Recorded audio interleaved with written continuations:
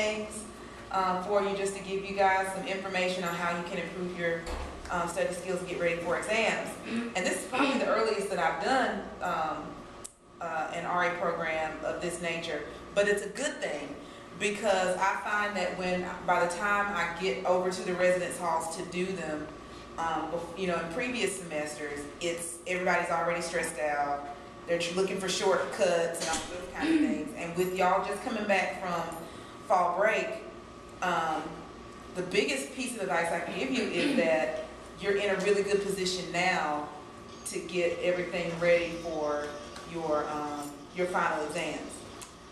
What's going to happen is the exam schedule, if it's not already posted on the registrar office website, it will be very soon. So I would, if I were you, I would check out that website to look at the schedule and see when you're taking what exams, for a couple of reasons. One, I know that by the time December rolls around, y'all gonna be ready to go home. And so you'll need to make plans according to, you know, when you move out and everything. And you don't want to be stressed trying to figure out when you're going to get home, how you're going to get home, all those things. And if there is an occasion where you will have multiple exams on one day, you'll want to know. And then if you have, I think it's if you have more than 2 exams on one day, you can actually ask your professor if one of them could be moved. You know, finding that information out will be very important. It will alleviate a lot of stress as you approach those weeks. My understanding is that the last day of class is on November the 30th, so exams roll around right after that. So you actually have a good, you know, month and a half to get some things together. So basically, you know, I'm just going to give you a few pieces of information about how to improve your study skills building up to exams. This is not like study skills for like every day. This is like how to actually prepare for your final exams. And then we'll do some interactive things as well. One of the things that, and I see some really good students in here also, so I know that y'all have, you know, pretty good study habits. So in terms of just every day, the things that you're doing every day are going to alleviate a lot of stress. So if you're in the habit of trying to keep up with your readings, taking notes and things like that, that will help. In the absence of that, because there's always that one class that you might not read everything all the time, you know, there's a few things that you can do now and in the next couple of weeks that lead up to your final exams to kind of help you so that you're not panicking. One thing that you can do is keep all of your tests that you have. If your teacher takes your tests up, it would not hurt for you to ask if you can see them, or to ask for any PowerPoint. Like if you've missed class so far this semester, if you want to go back and ask your instructor or any of your professors if there's an opportunity for you to get any of those notes, asking classmates if your teacher won't give them to you.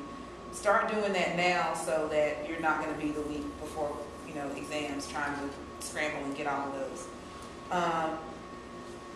A lot of the literature talks about checklists, so if you're a person who makes checklists, that might be something that you want to do. Summary sheets. I don't know how many of you write out your notes and then go back and look over them when you're done.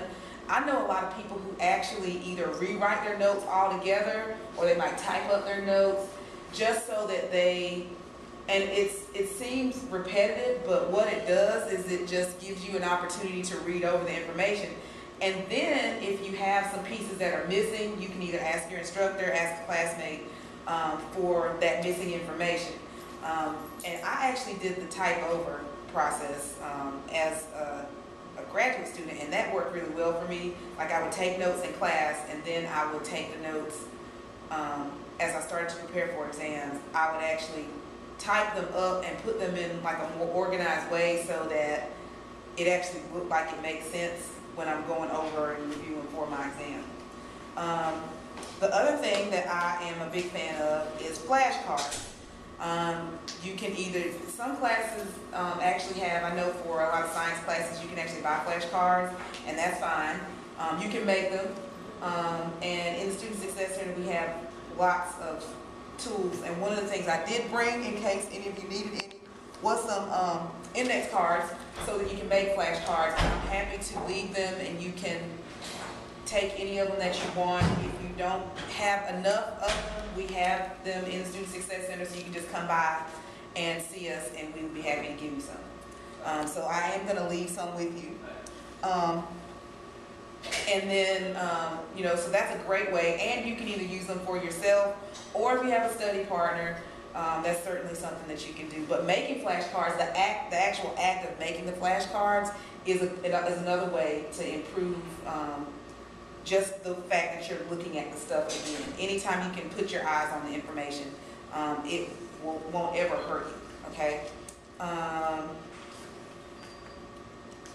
Those of you who, if you're establishing a relationship with your instructor, now is a good time to continue to improve those relationships with your instructor, and just, ask for any kind of clues as to what's going to be on your final. If they have a study session, go. If they have opportunities during their office hours, you definitely want to take advantage of those. And so there's some questions that you want to ask your instructor. One of them, you want to ask how long the test will be, like how long it will take for the test to be given. What types of questions will be on it?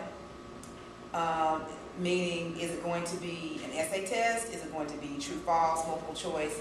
That's going to be really important, because you will spend a lot of time trying to figure out the different answers to the questions. You won't know how to study. There's different ways that you will study for different types of tests, so you want to make sure that you are spending the time that you need. For example, if it's a multiple choice test, in a lot of ways, if you can recognize things in your readings and in your notes, you might actually be able to make better decisions about what the correct answer is, as opposed to an essay test where you're trying to develop an understanding, and you may have to form an opinion, you may have to create an argument for or against something, and so you might have to think about it a different way. So make sure you ask your instructor what type of questions will be on it.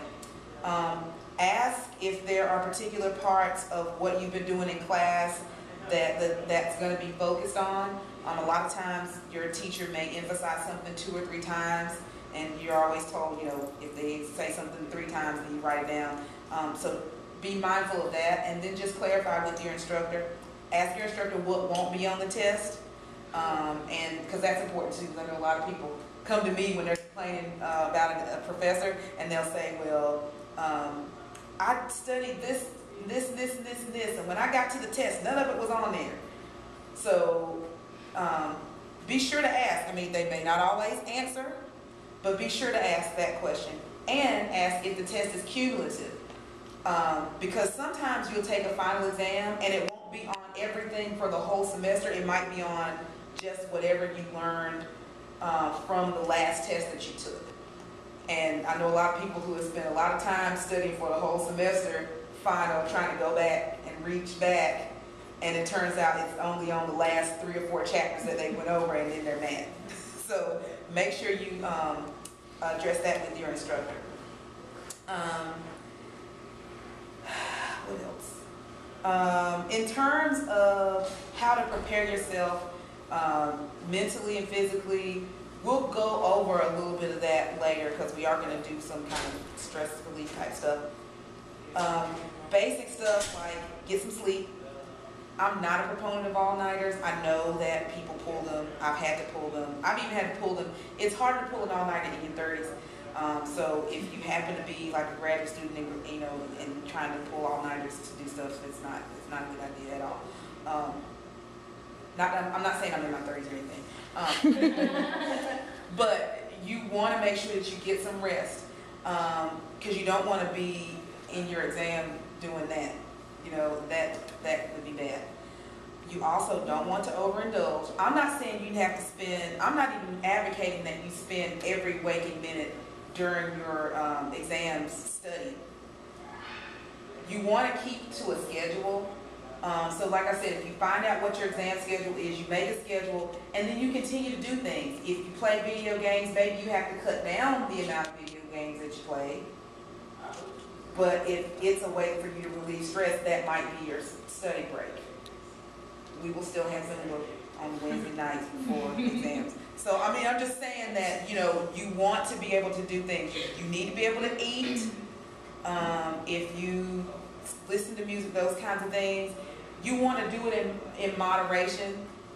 So you don't want to break your routine up so much just to buckle down and study. And if you're doing everything that you're doing in advance of the exams, then you won't feel stressed and you won't feel the need to just drop every single thing. Because things happen. I remember when I was in graduate school, September 11th happened. It happened at the very beginning of the semester. And but if you're a graduate student, you take your exams in September. And it happened that these graduate students were taking their exams during that week. It's just, you just never know what will happen. And they actually did finish. They got an extension of like a week to finish all of their exams and write all of their papers and stuff. But they actually did manage to complete it. So you never know what happens, weather-wise, if something happens in your family. And so to the degree that you can build up and have some degree of normalcy when you're doing your exams, it will actually keep you from panicking over something that might happen in your personal life. And don't overstudy. Like I said, you want to try to find out from your instructors and from classmates what's going on in your classes and to make sure that you're studying all the right things.